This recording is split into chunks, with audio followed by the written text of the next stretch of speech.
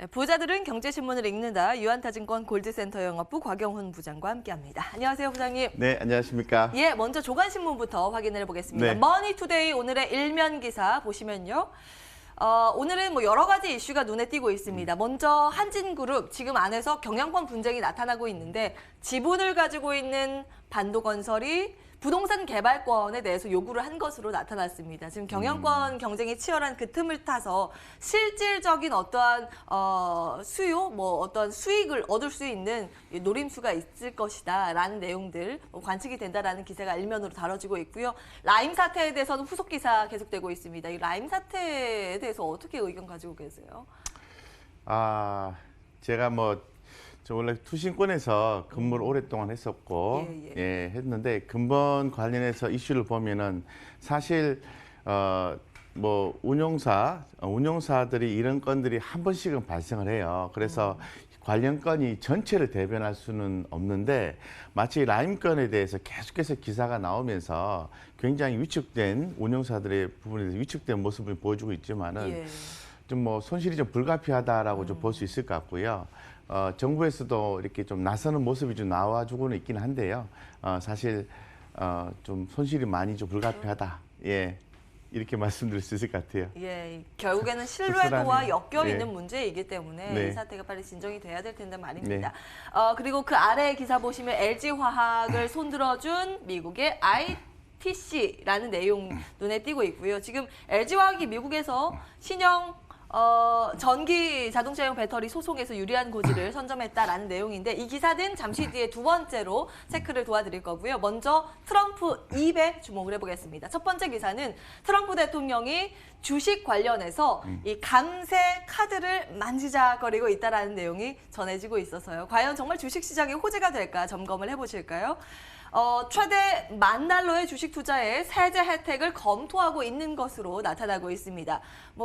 당연한 이야기겠지만 11월 대선을 앞두고 있다 보니까 중산층의 표심을 노린 것으로 지금 분석이 되고 있고요. 이게 진짜 실행이 가능할 것인가 여부에 대해서는 하원의 민주당이 다수를 차지하고 있어서 쉽지는 않을 것이다라는 네. 이야기인데 이 부분은 어떻게 체크하고 계세요?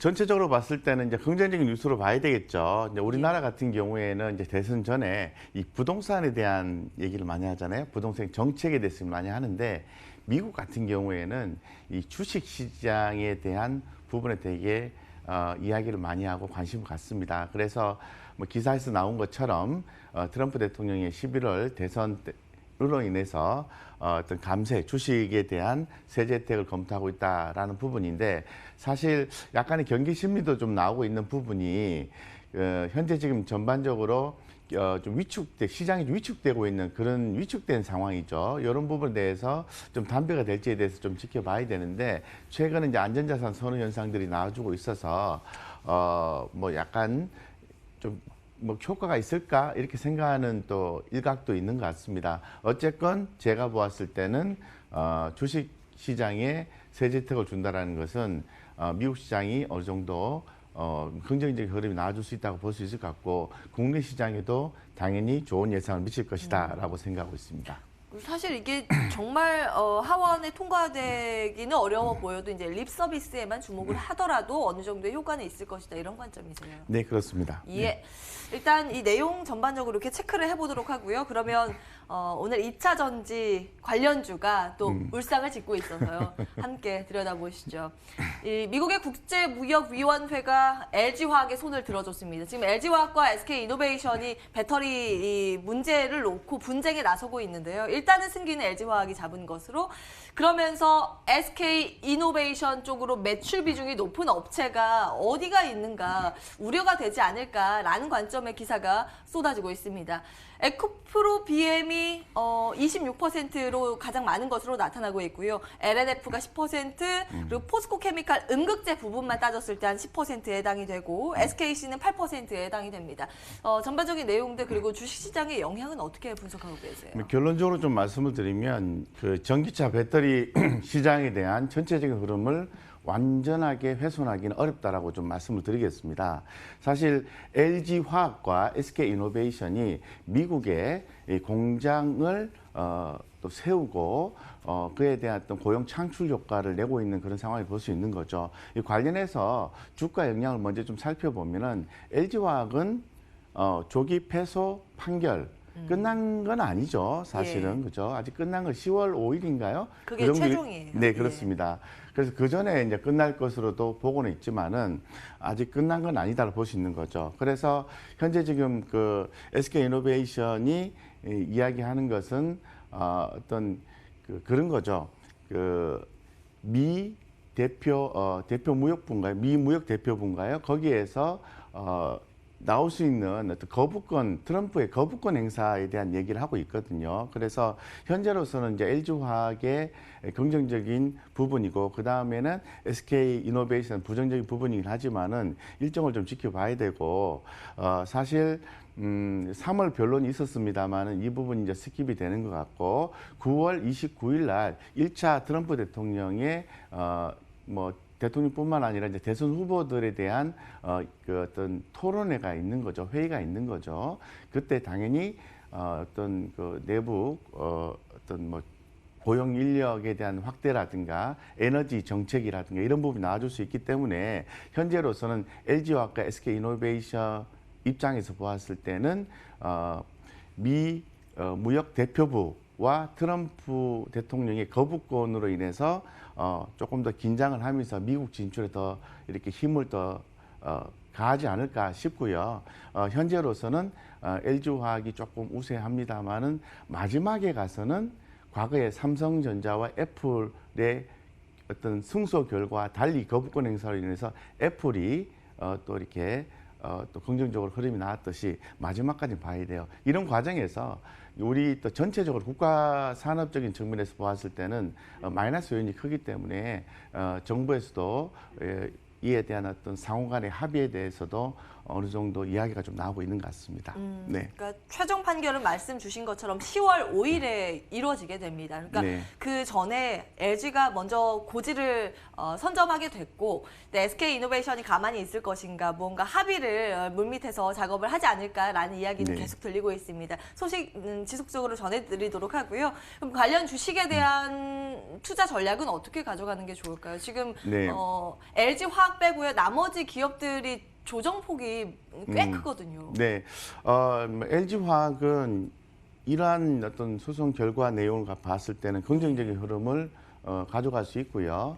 더불어서 이제 기업 어떤 사업부 분할에 대한 이슈가 있는 거죠. 이런 측면을 봤을 때는 LG화학은 꾸준히 모아서 가져가는 전략을 취하신다면은 이제 긍정적인 효과를 보실 수 있을 것 같고요.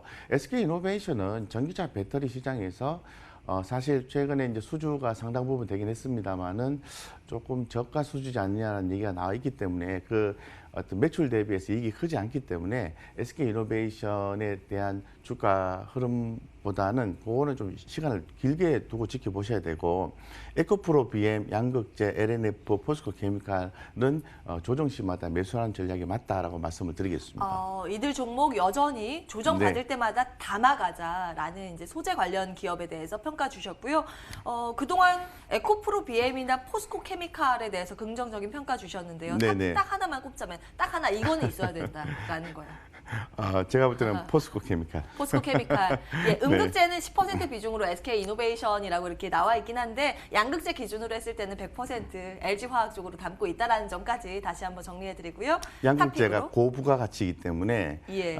포스코케미칼이 에코프로 BM에 대해서 주가 영향 덜 받는다 말씀을 드리겠습니다. 알겠습니다. 이 내용까지 참고해 보시죠. 다음 기사 이어서 확인을 해 보실까요? 이번에 삼성전자의 두 번째 폴더블 폰 위아래로 접는 갤럭시 Z 플립이 완판 행렬을 이어가고 있다고 전해지고 있습니다. 폴더에 이어서 흥행 돌풍을 이어가고 있는데요.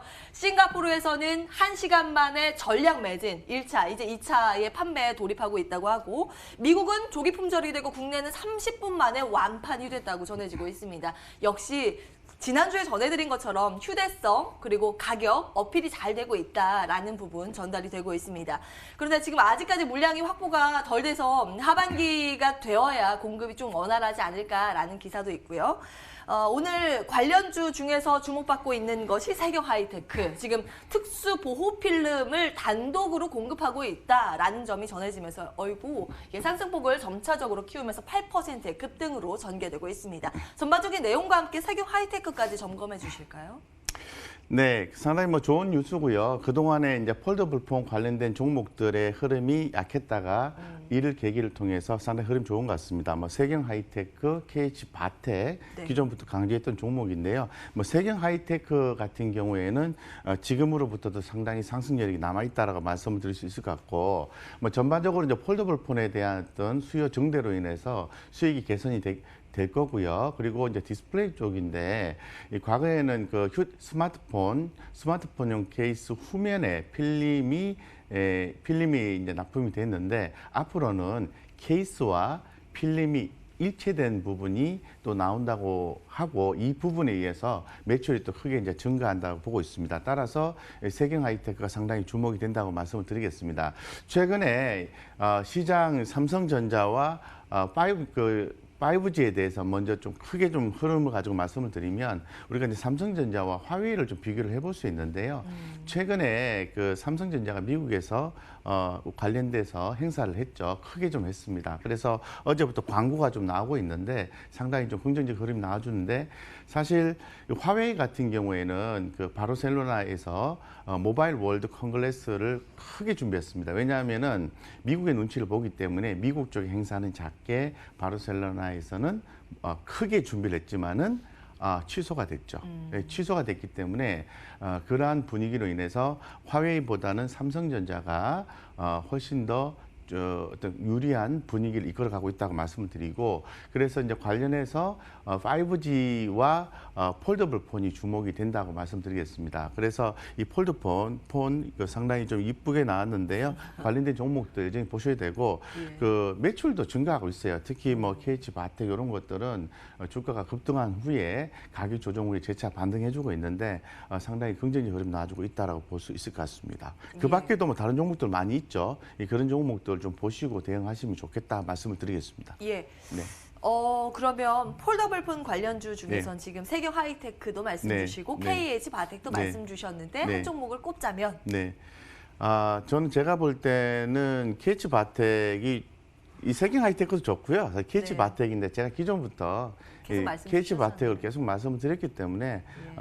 KH 바텍을 좀 더 주목하는 게 좋지 않을까 생각하고 있습니다. 예. 여전히 곽영훈 부장의 원픽은 KH 바텍 찍고 다음 기사 보겠습니다. 네. 이번 기사는 짜파구리 이야기를 좀 다시 해보려고 하는데요. 농심 열풍입니다. 오스카상은 기생충이 받았지만 주가는 농심이 뛰었다라는 기사가 눈에 띄고 있습니다. 네.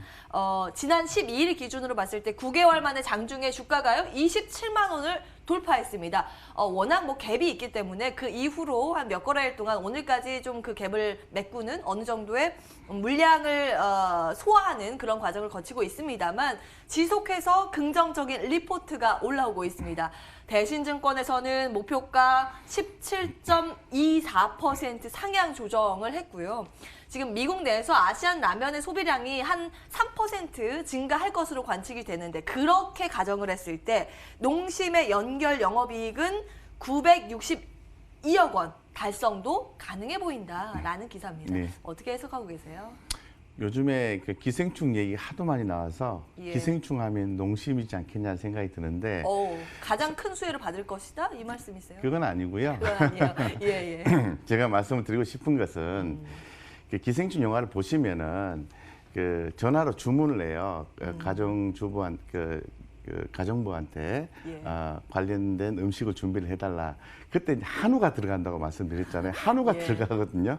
근데 한우 값은 왜 안 오나 모르겠어요. 그래서 제가 말씀드리고 싶은 건 뭐냐면은 이 기생충, 농심 이렇게 이꼬로 보지 마시고요. 농심의 현재 주가 위치를 보시면은 주가가 상당히 많이 빠져 있습니다. 그래서 상당히 저평가되어 있는 상황에서 지속적으로 매출과 영업이익이 꾸준히 올라와주는 그런 패턴을 보여주고 있기 때문에 이제는 이제 이런 부분에 의해서 촉발된 주가 흐름이 나와주고는 있지만은 저평가되어 있다고 보시고 저점에서 꾸준히 음식료 쪽에 관심 있으신 분들은 농심에 주목하셔도 좋다라고 좀 말씀을 드리겠습니다. 그래서 농심의 주가는 사실 뭐 그 안전마진 구간이라고 하죠. 예, 그래서 뭐 더 이상 빠지기 힘든 구간이다 이렇게 좀 말씀을 드리고 싶어요. 예. 네, 오늘 올라오는 이 리포트들을 쭉 봤더니 네. 음식료주 내에서 탑픽을 농심하고 CJ 제일제당 이렇게 두 개를 많이 꼽았더라고요. 네, 둘 중에서 어떤 게 더 매력이 있다고 보세요? 예, 농심 말씀드리겠습니다. 둘 중에는 농심. 예. 알겠습니다. 이제 어느 정도 하방 경직이 확보되는 네. 구간이다라는 첨언도 해주셨습니다. 내용 참고해 보시기 바라겠고요. 유한타증권 곽영훈 부장과 함께했습니다. 말씀 고맙습니다. 네, 감사합니다.